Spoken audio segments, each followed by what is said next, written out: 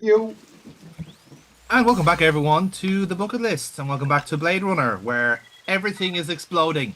I think so. I can't remember, but yes, it's been a while. But yeah, um, the science has been attacked, ladies and gentlemen. Science has fallen to the replicants. I Engines mean, aiming for the who would have win. thought? Two months into Trump's term, and science has fallen. Yep, yes, lads, it's homeopathy all the way down. Oh, oh, I hope you like your microdosing of allergies because that's all we got. But yes, but yeah, that's Oh, hello. Hey, you killed anyone yet? Yes, Gaff. This is one of our Blade Runner buddies. He shows up in the movie as well, by the way. Hey, you He's a killed guy anyone that yet? normally leaves origami for everybody. So now again, first instinct would say probably isn't the Blade Runner, but he is actually the ace of the pack, as it were. So he's been in the game longer than anyone else, Mhm. and has registered the most kills. So yeah, so now with the DNA row locked down for as a crime scene, now you're pretty much back to square one in terms of leads. This is where, like I said, it depends on how well of an investigator you've been, because like you might have a thread to pull on at this point. Um, Whereas like me and going, oh come on, why can't I go into the Terrell building? Let me play the game. Hmm. Why you? How dare you deny me access? Messy up there, isn't it?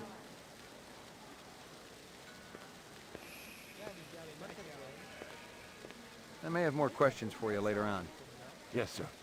I can tell you for a fact, he doesn't. Sorry to disappoint you.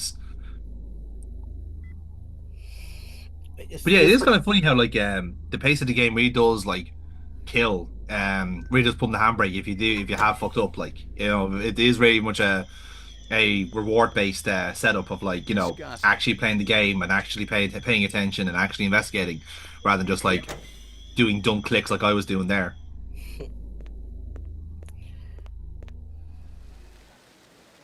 But yes, how well versed are we in terms of what we've missed already, or do we all need refreshers? Do we all do our research before we jumped on today?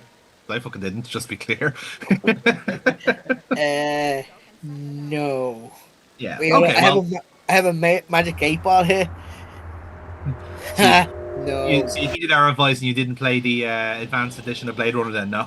I was advised. I see. Neil can be mean when he's in good humor. If you if you put him in bad humor and give him a reason I've to, gotten you all I might can from just that. Neil Wow. can be very mean, but it's a thought that counts. You know, he's trying to look after you in a sense. You know, he True, doesn't want true. you to suffer like he suffered. I'm still stung by Goldeneye. Ah, to be fair, yeah. There, I remember. there is another game I've never played. Hmm. I've only played. I haven't actually played GoldenEye. I played Perfect Dark, which was made by the same crowd. And that was quite good, to be fair.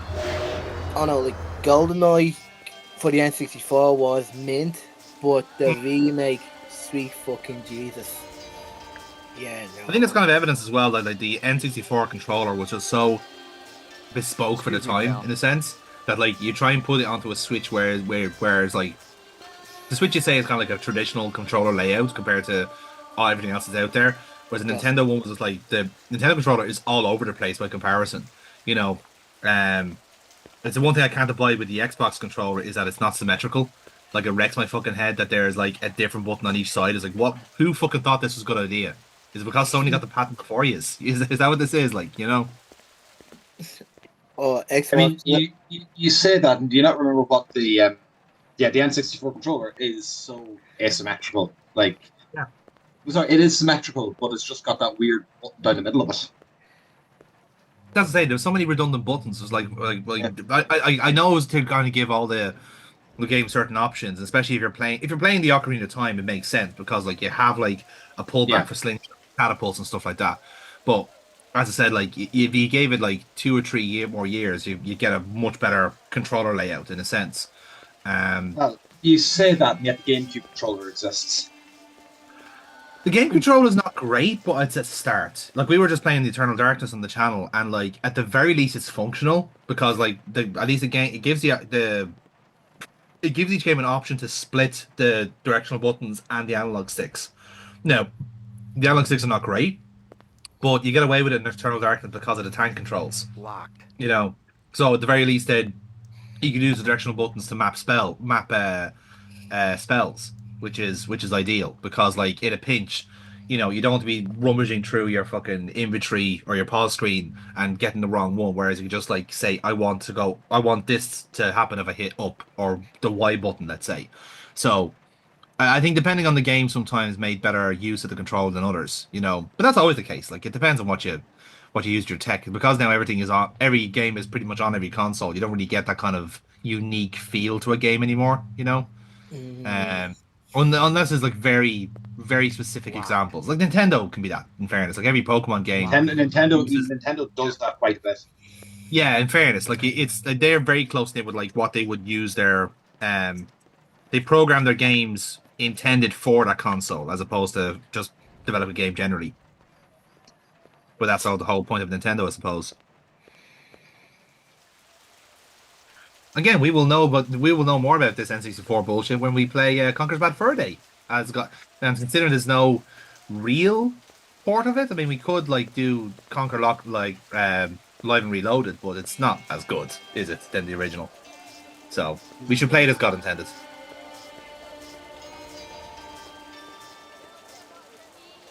Yes. So what you see, what's happening here, boys and girls, is a classic case of where the fuck is the plot? Yes. So if I remember right, if you start jumping from one area to another, like time passes in the game. So you could hit a scenario where you like not sure the answer. You took too long to get to you kind of cut out there at the end there, but I'm assuming it was saying like you could be kind of locked out. It's like yeah, a little bit you could be, like it's as I said it's entirely, but like I said with the run to the crime scene, like if you miss something there, that's it. Like once the next day moves on, there's nothing else to see. Like you miss your chance to get those brownie points. And again, as much with the case with the Terrell area, like that's a whole case. Well, not a case. I suppose like it's a good percentage of a case that you're blocking yourself out with. So the worst thing is you actually don't quite know what you're missing in a sense. You just know that you're missing it. Kind of way. yeah. But that's just the way. That is just the quirk of the game. That's what makes it interesting. So going back to this one here. This is when your man took dropped a smoke bomb on us. So this I think is actually. I think I mentioned as well, like the three acts are kind of like almost like little. They rely heavily on different subject matter, let's say. So Act One is very much like I would say the novel in a sense. It's like very introductory, kind of like just expanding on the how it goes. And well, actually, no. I think the first act is actually like it's its own unique thing. It is its own plot and its own characters and stuff like that. Act Two is very much like Blade Runner the movie, in a sense where there's a lot of crossover with characters, a lot of crossover with areas, and more crucially with like little set pieces that it does.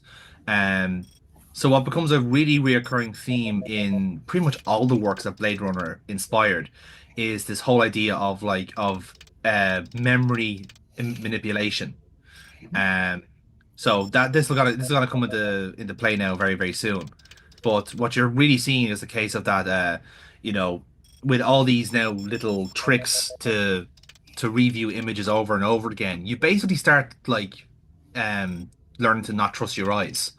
Because you're basically like as a police detective, you're kind of told, okay, there's only so much that you can process with your own senses. Like this Esper technology is supposed to be better than what you have because it's storing more information that you can't process. So I think there's a bit in the movie, particularly in the director's cut, where Harrison Ford is looking through crime scene photos, and he's just looking over something over and over again, and he's like, not saying he's different, seeing different things, but it's a case of like he's trying to find something that's not there, and that comes into play then towards the end of the movie where he's basically the whole replicant issue has been confused for him, and he's kind of like almost like thinking outside the box about it. So this is going to come into play, like, and pretty much the majority of the works from that Blade Runner inspired all kind of have similar notions from it. That guy sure gets around. Give me a hard copy of that. So that China bar is the bar across the way from the animal dealer that we were just talking to. And it seems that our friend who thrashed Runsters was at the bar around the same time as we were. So that's quite interesting.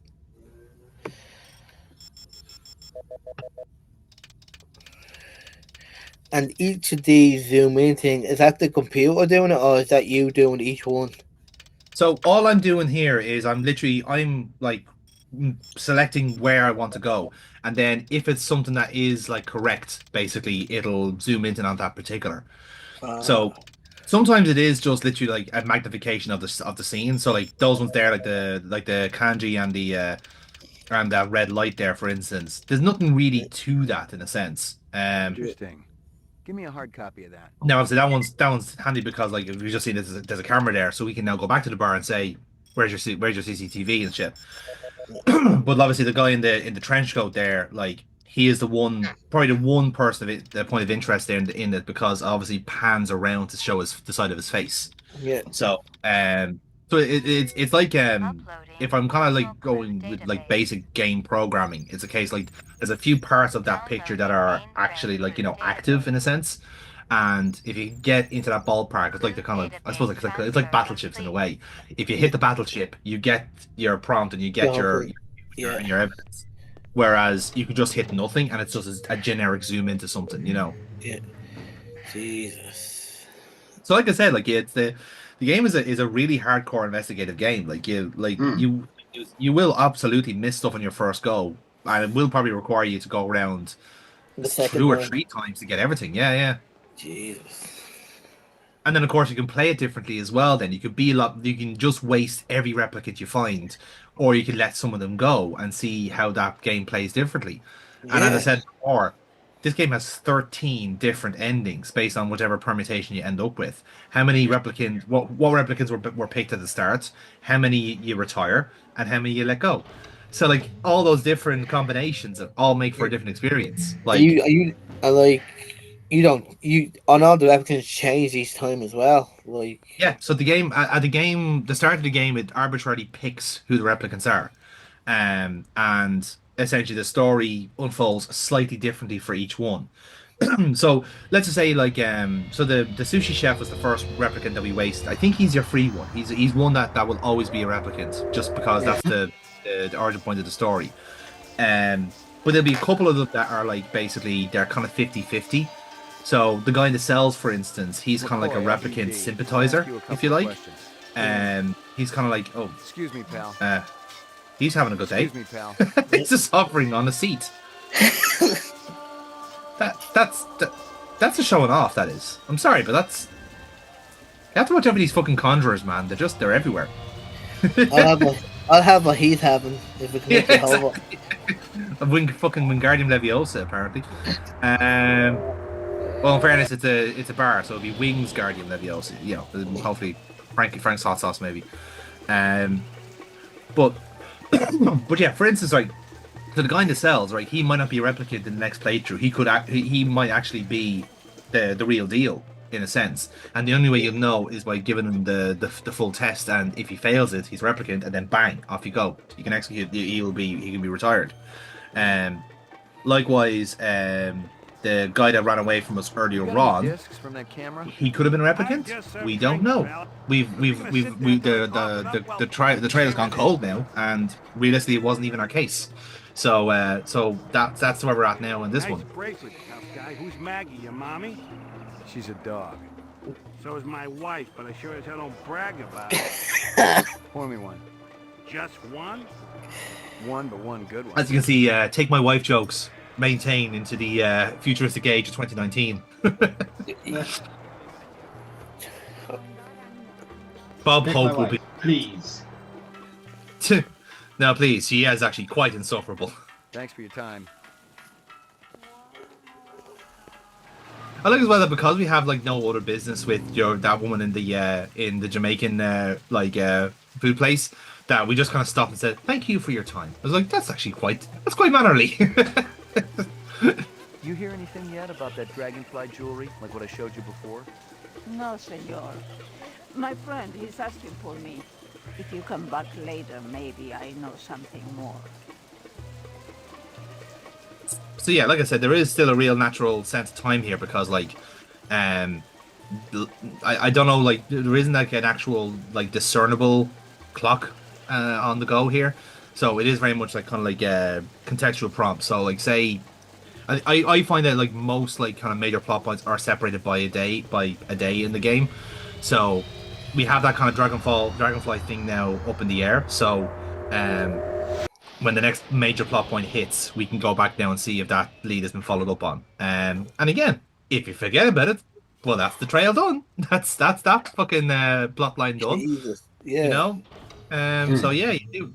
Like again, it's in that kind of sweet spot of where like people still wrote shit down when they're playing video games. Like you're still having to like write down a maze so you don't get lost and shit like this. So it's in that kind of I sweet honestly spot. don't remember ever doing that with real games. It depends on what games you're playing. Like if you're like Sierra were absolute bastards for mazes. Like they just could not get enough of them. Whereas some games kind of designed it so you wouldn't have to go through that shit. One game I say there's a kind of this is the new CCTV footage by the way from the bar. So we'll see if there's anything exciting here. Oh. Nope, just some weird guy wearing who's pretending to be a fucking World War II pilot. Going by the glasses. As you can see, style takes a bit of an unfortunate turn around this time. Balenciaga has nothing on these fuckers.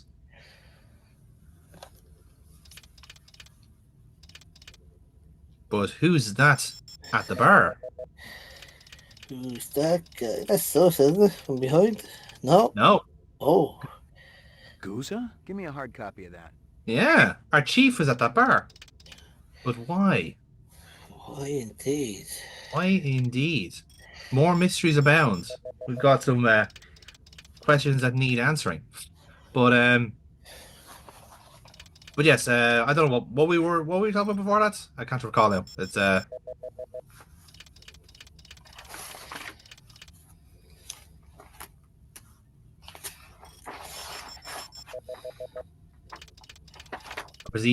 I believe these are some discernible youths. No goodness. Kids these days, wearing their Like favorite.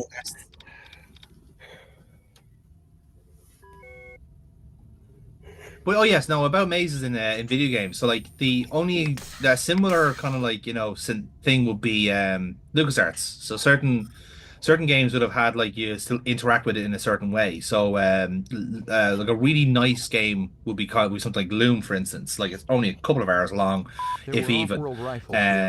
But you have to like you basically weave magic through music. So if you wanted to say open a door, you have to learn the 4 notes to open a door. And the game doesn't keep track of these like little tracks for you. You have to remember them. And obviously, as the game goes on, you find more complicated spells and stuff like that, and they're all it could be like 6, 8, whatever it else is. And the beautiful thing is, you have to listen to it. Like you have to actually know which notes are being played. Sometimes you get a visual like C, B, A, whatever. Something more complicated than that. But again, it means you have to kind of write it down. But the joy then is that if you learn the spell for open, you also know the spell for close, because it's the opposite. Oh. So it's stuff like that then that kind of makes you break. So like there is a point in the game where like you do actually have to close something, and the game's not going to tell you what it is, but it just invites you to figure it out for yourself. You're Spencer Victorian, right? Oh. No. Yeah. I think there's another one where the Delphine games were quite interesting for that as well. This would have been like Another World, Heart of the Beast, Flashback. Flashback I think is probably the most prominent because it's an actual platformer. I want to know about the Another World is blue kind of bear. similar, where like like the Rastafarian Another World or the has Asian guy no with the sunglasses? overlay, I don't no know. dialogue, no prompts. Were they together? You are literally just like They a seem pixelated guy on an I alien saw them planet, talking. like survive essentially. Before or after the And explosion? yeah, it is. It's a case like just Before. like I figure didn't see your them at way out all from there after. essentially.